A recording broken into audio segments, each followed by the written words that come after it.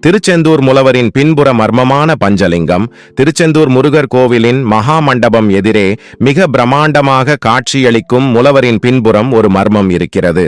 மூலவரின் பின்புறம் இருக்கும் பஞ்சலிங்கம் சிவபெருமானின் பஞ்சபூதத்தை குறிக்கும் என கூறப்படுகிறது.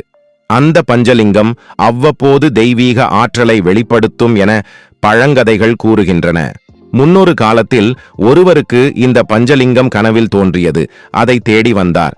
அவர் அந்த பஞ்சலிங்கத்தை முறையாக வழிபட்ட போது அவருடைய வாழ்வில் அற்புதங்கள் நிகழ்ந்தன. கோவில் தர்மகாரர்கள் அந்த பஞ்சலிங்கத்தை பொதுமக்களுக்கு காண்பிக்க கூடாது என முடிவு செய்தனர். பஞ்சலிங்கத்தை மூலவரின் பின்புறம் பாதுகாப்பாக வைத்தனர். அதனை காண்பது மிக அரிய பிரிவிலேஜ் ஆகும். இன்றும் சில நேரங்களில் பஞ்சலிங்கம் அருகே மங்களமான மனம் பரப்பும் என பக்தர்கள் தெரிவிக்கிறார்கள். பஞ்சலிங்கத்தை வழிபடும் பக்தர்களுக்கு சிறப்பான புனிதமான அனுபவம் கிடைக்கும் என நம்பிக்கை உள்ளது. தெய்வீக ரகசியங்களால் சூழப்பட்ட தஞ்சம் தாரும் பஞ்சலிங்கம் முருகனின் அருள்வாக்குடன் வலிமையானது.